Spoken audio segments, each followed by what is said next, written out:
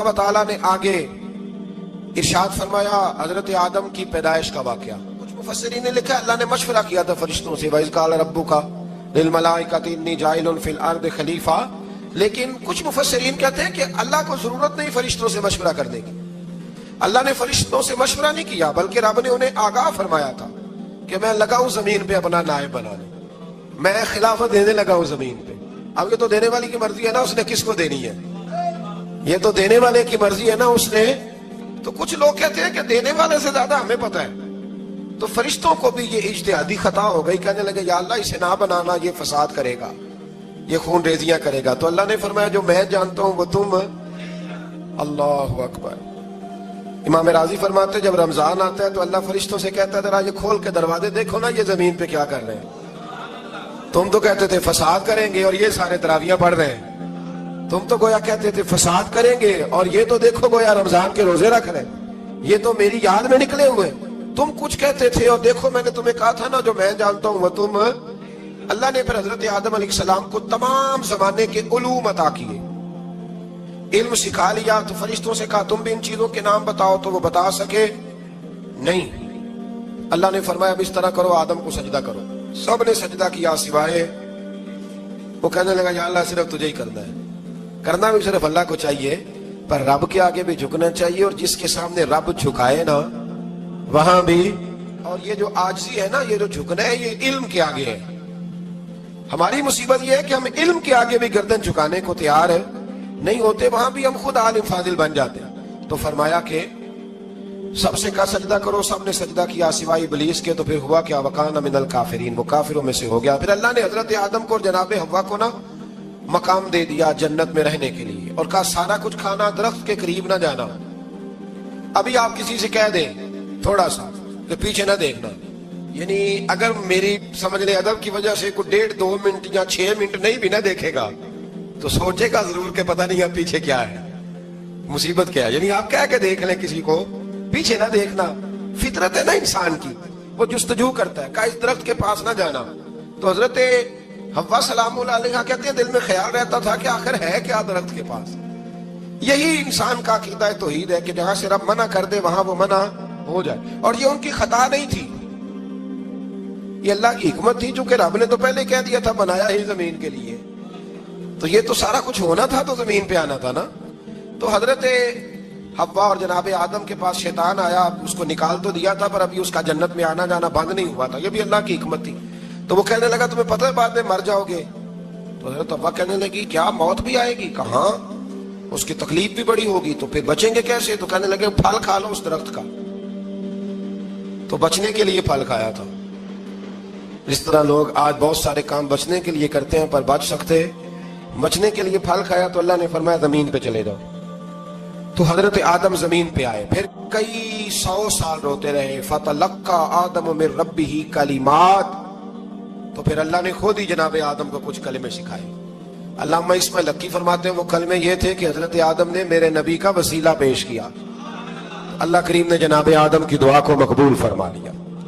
پھر آگے بنی اسرائیل کا ذکر آ جاتا ہے. اللہ تعالیٰ نے بنی اسرائیل, آج آپ اسی قوم کو یہودی کہتے ہیں, ان کو اللہ نے اس زمانے میں فضیلت عطا کی تھی بہت زیادہ.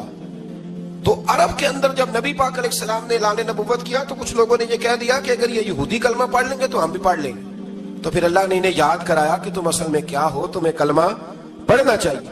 تو اہل یہود کا تذکرہ کرتے کرتے رب کریم نے ایک بات یہ بھی ارشاد فرمائی کہ تم لوگوں کو تو کہتے رہے ہو کہ وہ نبی آنے والے ہیں, وہ نبی آنے والے ہیں, اور جب آ گئے ہیں تو ماننے کو تیار نہیں ہو. تو فرمایا تأمرون الناس بالبر وتنسون انفسکم وانتم تتلون الکتاب, لوگوں کو بھلائی کا حکم دیتے ہو اور اپنے آپ کو بھول جاتے ہو. افلا تعقلون, تمہیں عقل نہیں؟ پھر اللہ نے انہیں یہ بھی یاد کرایا کہ یاد کرو وہ زمانہ کہ جب فرعون نے خواب دیکھ لیا تھا کہ کوئی بچہ اس کی سلطنت کو تباہ کرے گا, تو پھر اس نے تمہارے بچوں کو ذبح کرانا شروع کیا اور تمہاری بیٹیوں کو چھوڑتا تھا. فرمایا یہ بھی تو تم نے دیکھا, میں نے تمہیں پھر تم سے کہا جہاد کرو قوم عمالقہ کے خلاف, تو مقام طیہ میں جا کے یہ لوگ کہنے لگے ہم سے جہاد نہیں ہوتا. اللہ نے انہیں ایک میدان میں قید کر دیا. بڑی دلچسپ بات, قید تو لوگ ہوتے ہیں نا 4 دیواری میں, تو اللہ نے بنی اسرائیل والوں کو جب انہوں نے کہا جہاد نہیں کریں گے تو اللہ نے میدان میں قید کر دیا. میدان میں, یہ یاد رکھیں, جب انسان اللہ کی نافرمانی کرتا ہے تو اسے ایسی قید ملتی ہے جس کا اس نے تصور بھی نہیں کیا ہوتا. ایک میدان ہے مقام طیہ، قید ہو گئے، سارا دن سفر کرتے تھے، سارا دن. تو رات کو تھک کے سوتے تھے، صبح اٹھتے تھے نا جب، تو وہیں ہوتے تھے جہاں کل صبح چلے تھے. تو رب جب کسی کو قیدی بناتا ہے تو اسے زنجیروں کی، سلاخوں کی ضرورت ہے. دعا فرمائے اللہ تبارک و تعالی غموں سے نجات عطا فرمائے. یہ دعا فرمائے. ایسی قید دیتا ہے کہ جس سے پھر چھٹکارا ہو سکتا. تو بنی اسرائیل کا بہت زیادہ تذکرہ اس بارے میں اللہ تبارک و تعالی نے پھر بیان کیا، اور پھر کہا کہ انہیں جو حکم دیا جاتا تھا یہ اس کی سرتابی کرتے تھے. پھر اللہ نے ان پر ذلت نازل کر دی اور یہ ہمیشہ اس کا شکار رہے. قوم سبت کا ذکر فرمایا اللہ نے. ہفتے والے دن کچھ لوگ نافرمانی کرتے تھے. ہمارے بھی ہیلے بہانے ہیں نا آج کل کاروبار میں. تو اسی سپارے کی آیت نمبر 65 کے اندر اللہ تعالیٰ نے حضرت داؤد کی قوم کا ذکر کیا کہ اللہ نے انہیں حکم دیا تھا کہ ہفتے والے دن مچھلیاں نہیں پکڑنی. تو وہ کہتے تھے چلو ہاتھ لگا کے نہیں پکڑنی، ہاتھ لگا کے. وہ ہمارے لوگ ہیلے بہانے تلاش کر لیتے ہیں نا. وہ بڑے جناب انشورنس والا آ گیا، اب وہ بینک والا آ گیا، اب وہ فلانے صاحب آ گئے، وہ تروڑ مروڑ کے کہانیاں باتیں، اور پھر ہمیں بھی رستے مل جاتے ہیں بچنے کے. مفتی صاحب نے کہہ دیا تھا، ایک مولانا سے میں نے ان کو کہا ہفتے والے دن مچھلیاں نہیں پکڑنے کا. نہیں پکڑتے، چھوٹے چھوٹے حوض بنا لیے. تو مچھلیاں زیادہ آتی تھی اس دن. یہ بھی اللہ کی قدرت تھی. نماز کے وقت گاہک زیادہ آتے ہیں، یہ اس کی قدرت ہوتی ہے. تو وہ مچھلیاں حوض میں جمع ہو جاتی ہیں. یوں سمجھ لیں کہ جال انہوں نے لگا لیے ہوئے تھے. تو جال میں وہ پھنستی رہتی تھی، حوضوں میں آتی رہتی تھی. ہفتے کو نہیں پکڑتے تھے، اتوار کو پکڑ لیتے تھے. تو پھر اللہ نے انہیں سزا دی. فرمایا تماشے کرتے ہو اللہ کے حکم کے ساتھ. کیا سزا دی؟ فَقُلْنَا لَهُمْ كُونُوا قِرَادَةً خَاسِئِينَ. فرمایا بندر بن جاؤ دھتکارے ہوئے. جو رزق حرام طریقے سے کماتے تھے رب انہیں بندر بنا دیتا تھا. ابھی بھی میں نے دیکھے ہیں بڑے بڑے تاجر پاگلوں جیسی زندگی گزار رہے ہیں. نفسیاتی طور پہ سکون نہیں ہے، کروڑوں روپیہ پڑا ہے. کیوں؟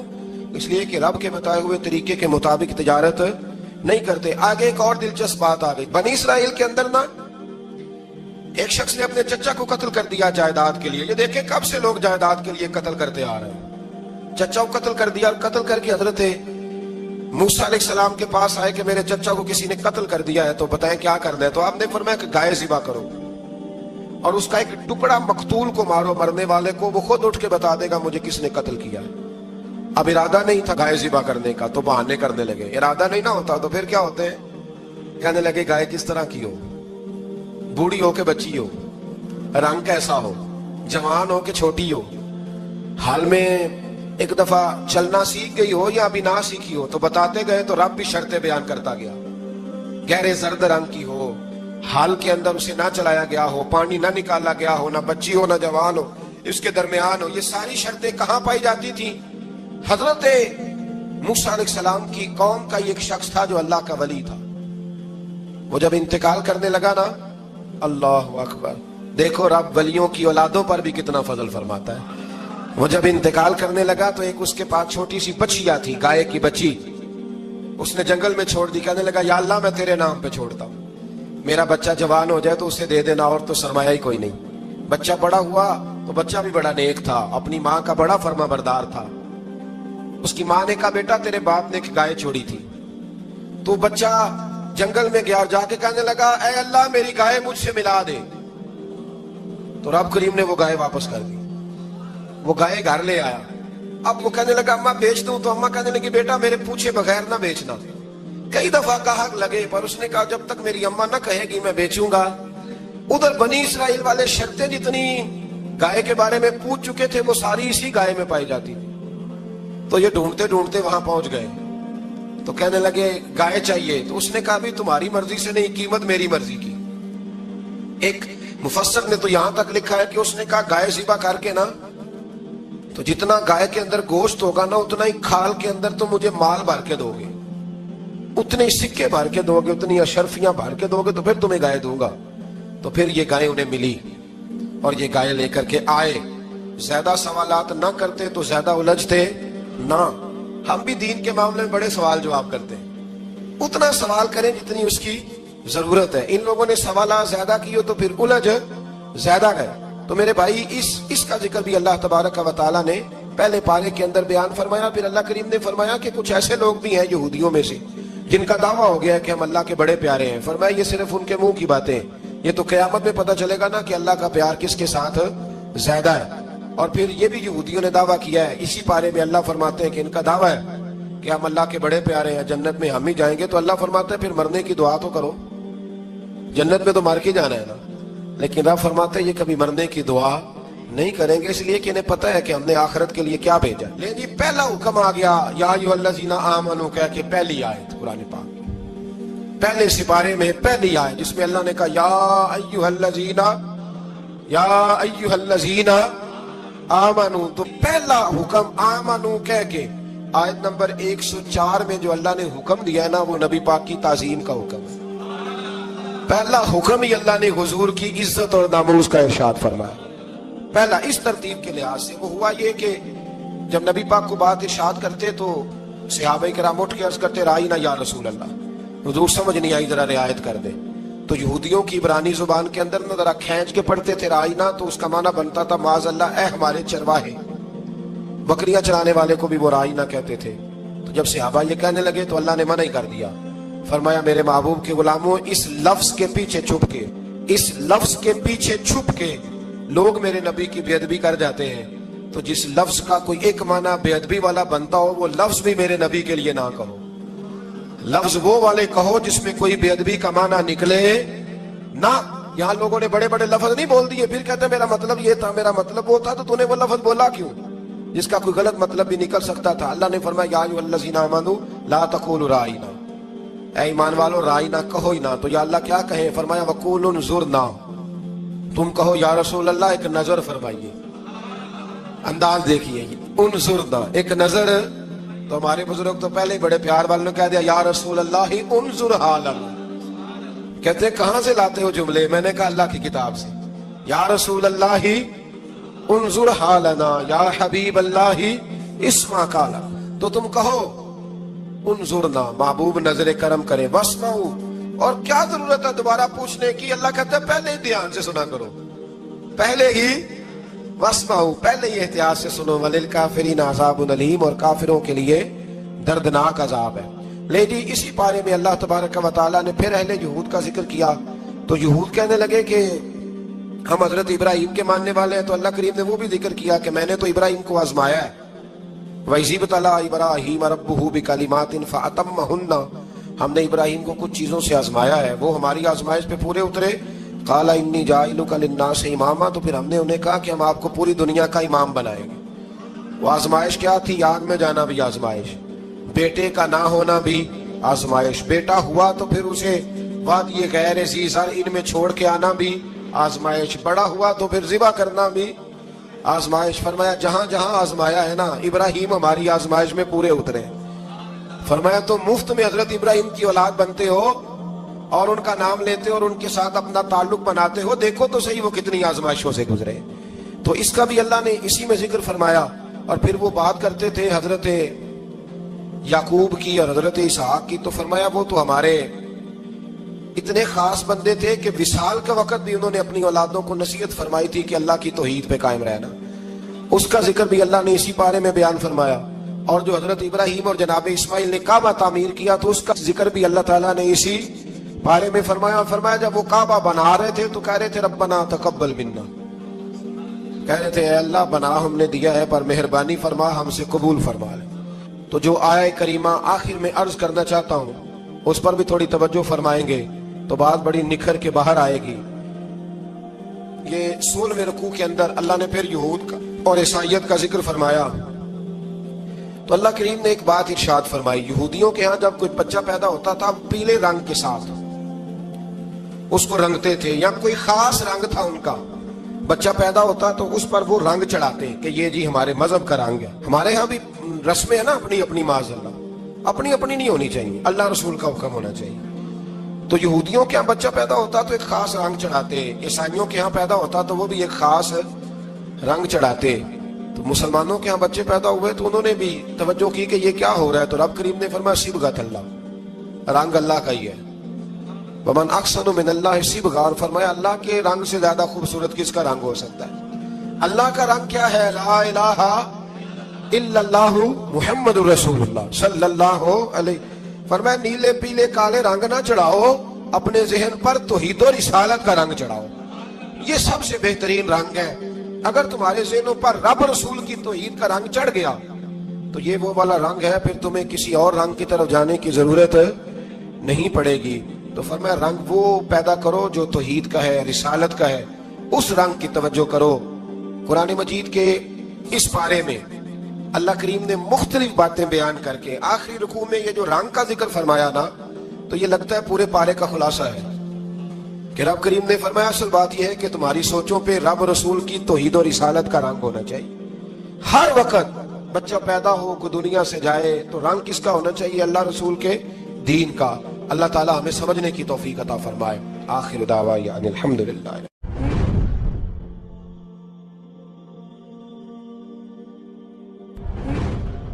اللہ تعالیٰ نے انسان کو یاد کرایا ہے کہ تو نے عبادت اپنے رب کی کرنی ہے، اور فرمایا رب تمہارا وہ ہے جس نے تمہارے لیے زمین کو فرش بنایا ہے، آسمان کو چھت بنایا ہے، اور آسمان سے پانی برسا کے تو زمین سے پھل اگائے ہیں، رزق لکم، وہ بھی تیرے کھانے کے لیے اگائے ہیں۔ وہ جو آسمان سے بارش برسا کے زمین سے سبز اور پھل اگائے ہیں تو وہ بھی تیرے لیے۔ جب سارا کچھ تیرے لیے بنایا تو بھی تو عبادت کرنا اپنے رب کی، پھر کسی کو اس کا شریک نہ ٹھہرا۔ ایک چیلنج بھی کیا قرآن مجید نے اس رکوع کے اندر، کہا کرتے تھے مکے کے لوگ کہ آپ قرآن مجید کی آیتیں نبی کریم علیہ السلام سے کہا کرتے تھے کہ معاذ اللہ آپ خود بناتے ہیں، بنا کے لاتے ہیں۔ تو اللہ کریم نے فرمایا وَإِن كُنتُمْ فِي رَيْبٍ مِّمَّا نَزَّلْنَا عَلَىٰ عَبْدِنَا فَأْتُوا بِسُورَةٍ مِّن مِّثْلِهِ، اگر تمہیں شک ہو نا اس میں جو ہم نے بندہ خاص پہ نازل کیا ہے تو تم بھی اس جیسی ایک صورت بنا کے لاؤ۔ پڑھے لکھے تو تم بھی ہو نا، مکے میں تم بھی رہتے ہو، تو ایک صورت بنا کے لاؤ۔ قرآن مجید ہم سے چھینا گیا ہے سازش کے تحت، اس لیے کہ جس قوم کو قرآن آ جاتا ہے نا پھر کوئی کافر اس کا مقابلہ نہیں کر سکتا۔ دیکھیں نا اگر کافروں کے پاس جواب ہوتا قرآن پاک کا تو بدر اور احد میں نا کوئی آیت بنا کے لاتے، قرآن کے مقابلے کی تلواریں لے کے نہ آتے، ان کے پاس جواب ہی نہیں تھا۔ اور قیامت تک کسی کافر کے پاس قرآن مجید کا کوئی جواب، قرآن کا کوئی جواب، قسم اللہ کی جواب کوئی نہیں، قرآن کا اس کا کوئی جواب نہیں۔ کیا بات ہے قرآن پاک کی۔ وہ ایک دفعہ مسلمہ قذاب بے ایمان کہنے لگا میں نے بنا لیا ہے قرآن پاک کا جواب، معاذ اللہ۔ جواب کیا بنایا؟ وہ صورت ہے نا القاریۃ مالقاریہ وما ادراک مالقاریہ، کھڑکھڑانے والی کیا ہے، کھڑکھڑانے والی تمہیں کیا پتا کیا ہے، کھڑکھڑی قیامت کا ذکر ہے۔ کہنے لگا میں نے اس جیسی صورت بنا لیا، تو کیا بنایا؟ الفیل مالفیل وما ادراک مالفیل، کہنے لگا ہاتھی، تمہیں کیا پتا کیا ہاتھی، تم کیا جانو کیا ہاتھی۔ تو پاس جو اس کے اپنے بیٹھے تھے نا چیلے، وہ کہنے لگے چپ کر جا، سارے زمانے کو پتا ہاتھی کیا ہوتا ہے۔ تو پاگل ہے، اس کے دو کان ہوتے ہیں، ایک سونڈ ہوتی ہے، چار اس کے پیر ہوتے ہیں۔ بیوقوف آدمی قرآن کا مقابلہ کرنا ہے تو کچھ چج کے ساتھ کر، پاگلوں کی طرح مقابلہ کرے گا، جوتے کھائے گا بھی ہمیں بھی پڑھوائے گا۔ تو قرآن مجید کا کوئی مقابلہ کر سکا؟ تو اس آیت مبارکہ میں اللہ نے کافروں کو یہ کہا اگر مقابلہ نہیں کر سکتے تو پھر اللہ سے ڈرو، ورنہ دوزخ میں ڈالے جاؤ گے، وہ جس کا ایندھن آدمی اور پتھر ہے، اور بنائی بھی کافروں کے لیے گئی ہے۔ اعدت للکافرین، جہنم کس کے لیے بنائی گئی ہے؟ کافروں اور منافقوں کے لیے۔ مسلمانوں کے لیے بنائی گئی، مسلمان مرضی سے چھلانگے لگائیں تو ان کی موج ہے، ورنہ ان کے لیے جہنم، ان کے لیے اللہ نے جنت بنائی ہے۔ اور یہ بات کرتے ہی رب کریم نے فرمایا اے محبوب علیہ الصلوۃ والسلام مومنوں کو خوشخبری دے دیں کہ اللہ نے ان کے لیے جنت بنائی ہے، اس میں باغات ہیں، انہیں رزق دیا جائے گا کھانے کے لیے، اور اس میں انہیں پاکیزہ بیویاں دی جائیں گی، اور پھر وہ اس میں ہمیشہ رہیں گے، انہیں اس سے نکالا نہیں جائے گا۔ آگے جو آیات کریمہ ہے نا اس کے اندر اللہ تبارک و تعالیٰ نے فرمایا ہے کہ اللہ حیا نہیں کرتا سمجھانے کے لیے مچھر کی مثال بھی دینی پڑے۔ فرمایا قرآن سے کچھ لوگ ہدایت حاصل کرتے ہیں اور کچھ گمراہ ہو جاتے ہیں۔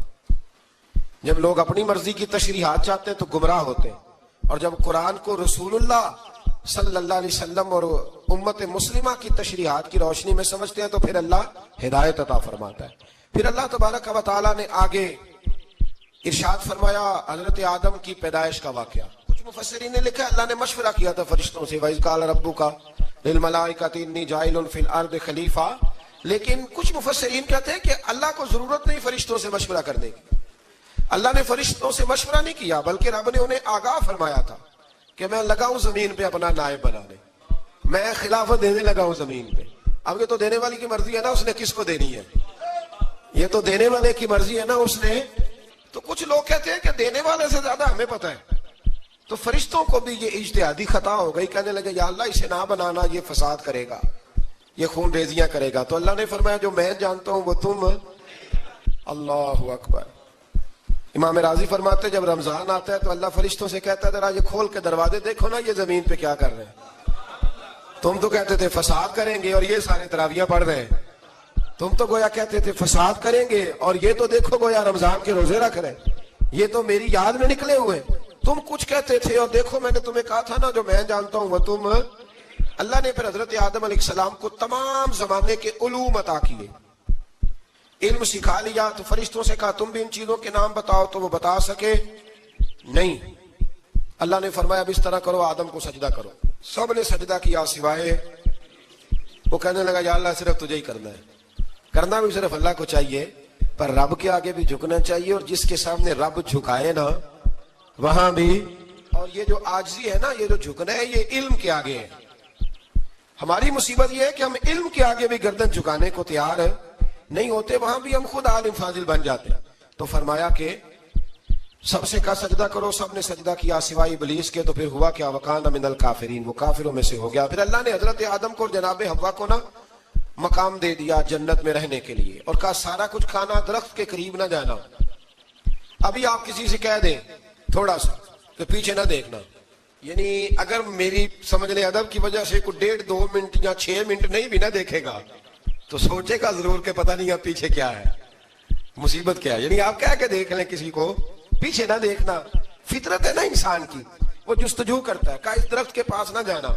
تو حضرت حوا سلام اللہ علیہ کہتے ہیں دل میں خیال رہتا تھا کہ آخر ہے کیا درخت کے پاس.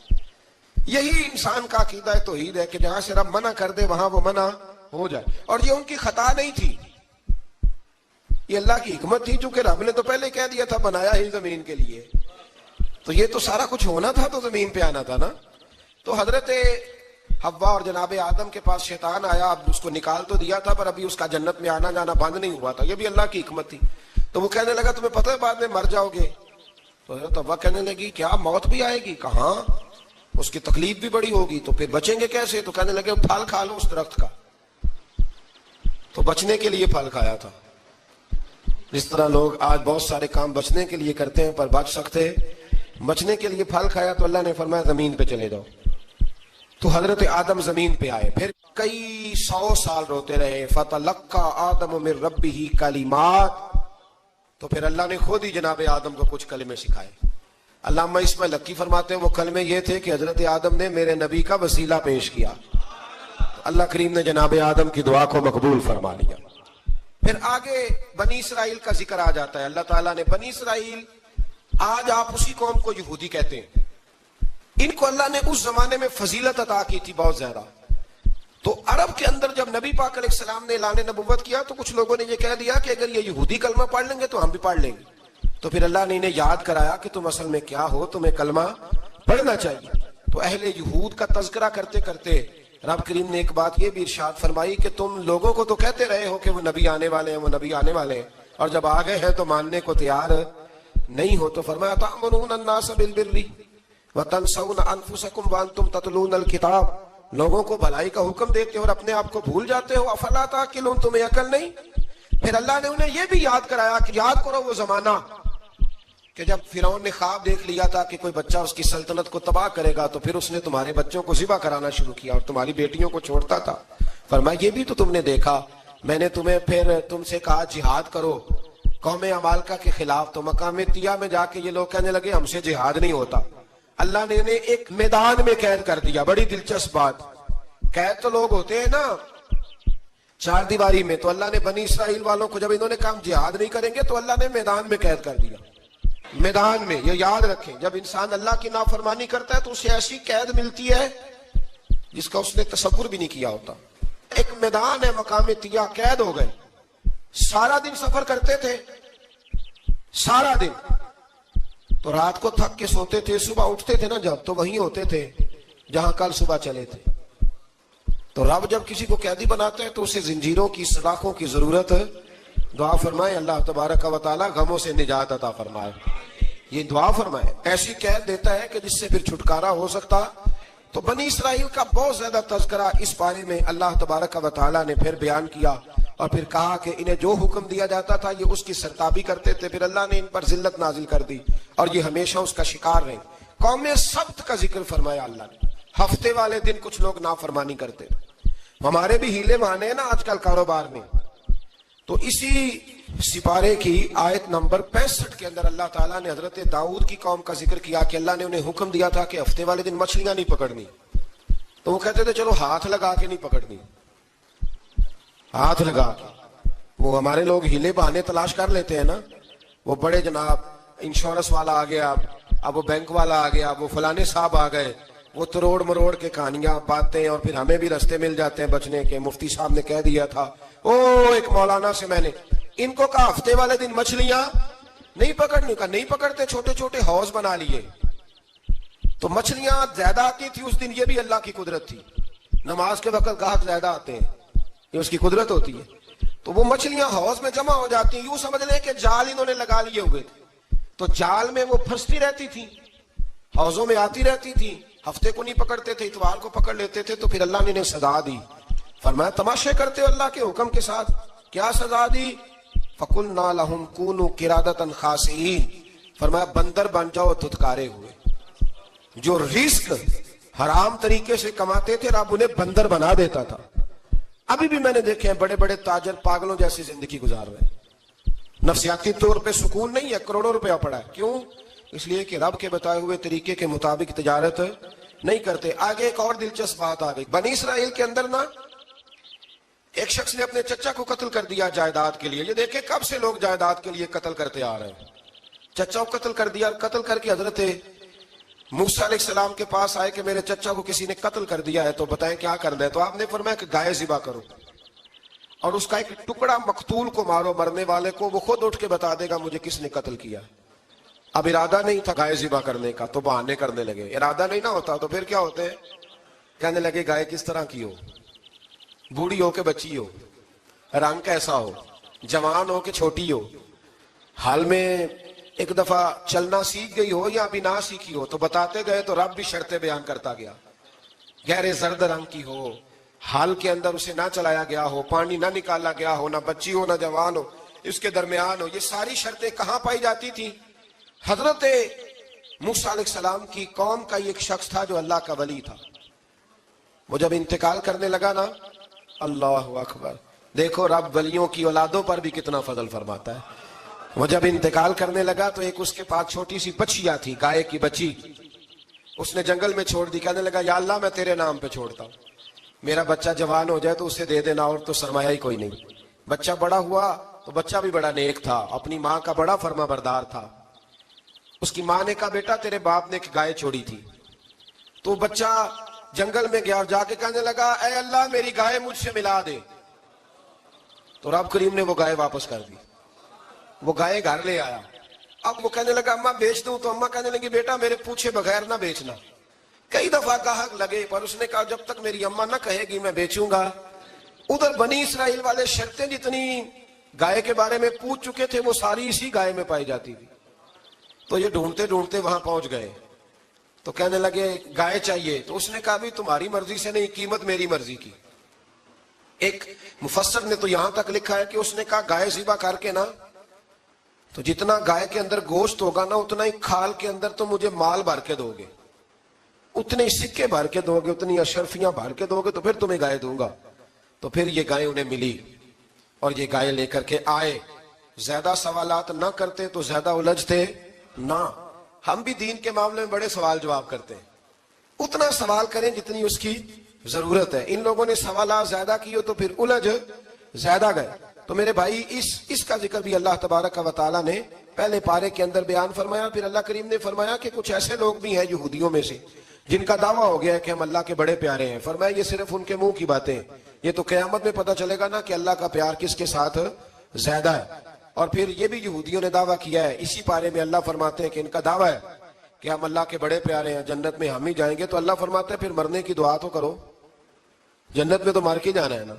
لیکن رب فرماتے ہیں یہ کبھی مرنے کی دعا نہیں کریں گے، اس لیے کہ انہیں پتہ ہے کہ ہم نے آخرت کے لیے کیا بھیجا۔ لیں جی، پہلا حکم آ گیا یا ایھا الذین آمنوا کہہ کے، پہلی آیت قرآن پاک کی پہلے سپارے میں پہلی آیت جس میں اللہ نے کہا یا ایھا الذین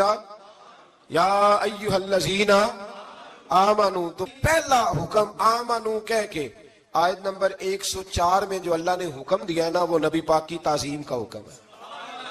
پہلا حکم ہی اللہ نے حضور کی عزت اور ناموس کا ارشاد فرمایا۔ پہلا اس ترتیب کے لحاظ سے وہ ہوا یہ کہ جب نبی پاک کو بات ارشاد کرتے تو صحابہ کرام اٹھ کے عرض کرتے رائینا یا رسول اللہ، حضور سمجھ نہیں آئی، ذرا رعایت کر دے۔ تو یہودیوں کی عبرانی زبان کے اندر نہ ذرا کھینچ کے پڑھتے تھے رائینا، تو اس کا معنی بنتا تھا معاذ اللہ، اے ہمارے چرواہے۔ بکریاں چرانے والے کو بھی وہ رائینا کہتے تھے۔ تو جب صحابہ یہ کہنے لگے تو اللہ نے منع ہی کر دیا، فرمایا میرے محبوب کے غلاموں، اس لفظ کے پیچھے چھپ کے، اس لفظ کے پیچھے چھپ کے لوگ میرے نبی کی بے ادبی کر جاتے ہیں، تو جس لفظ کا کوئی ایک معنی بے ادبی والا بنتا ہو، وہ لفظ بھی میرے نبی کے لیے نہ کہو۔ لفظ وہ والے کہو جس میں کوئی بے ادبی کا معنی نکلے نہ۔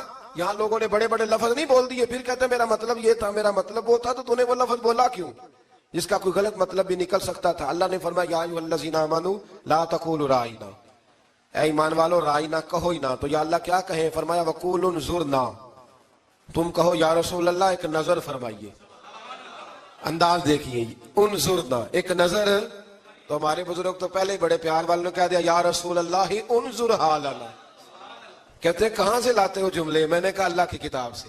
یا رسول اللہ انظر حالنا، یا حبیب اللہ اسمع قالا، تو تم کہو انظرنا، محبوب نظر کرم کرے، واسمعوا، اور کیا ضرورت ہے دوبارہ پوچھنے کی؟ اللہ کہتا ہے پہلے ہی دھیان سے سنا کرو، پہلے ہی واسمعوا، پہلے ہی احتیاط سے سنو، وللکافرین عذاب علیم، اور کافروں کے لیے دردناک عذاب ہے۔ لے جی، اسی پارے میں اللہ تبارک و تعالیٰ نے پھر اہل یہود کا ذکر کیا۔ تو یہود کہنے لگے کہ ہم حضرت ابراہیم کے ماننے والے ہیں، تو اللہ کریم نے وہ بھی ذکر کیا کہ میں نے تو ابراہیم کو آزمایا ہے۔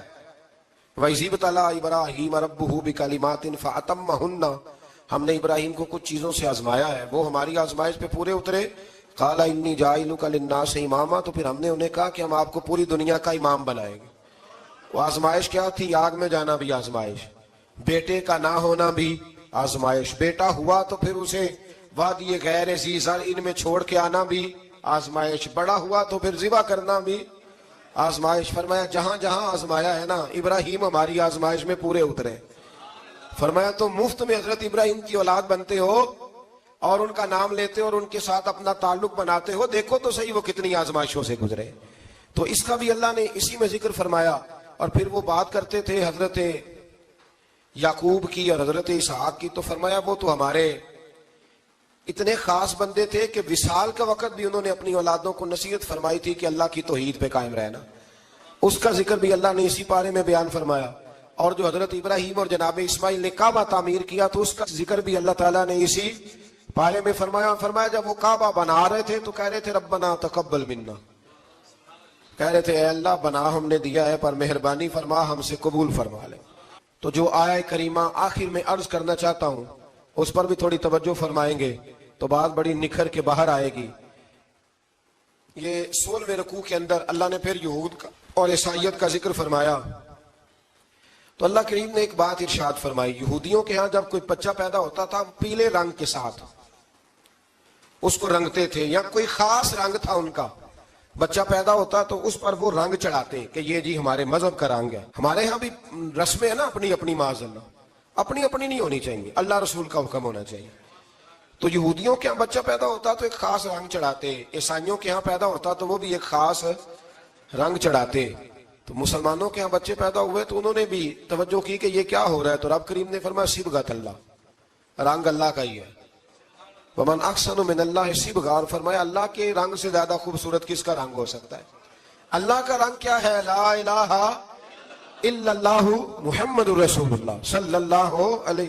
فرمایا نیلے پیلے کالے رنگ نہ چڑھاؤ، اپنے ذہن پر توحید و رسالت کا رنگ چڑھاؤ، یہ سب سے بہترین رنگ ہے۔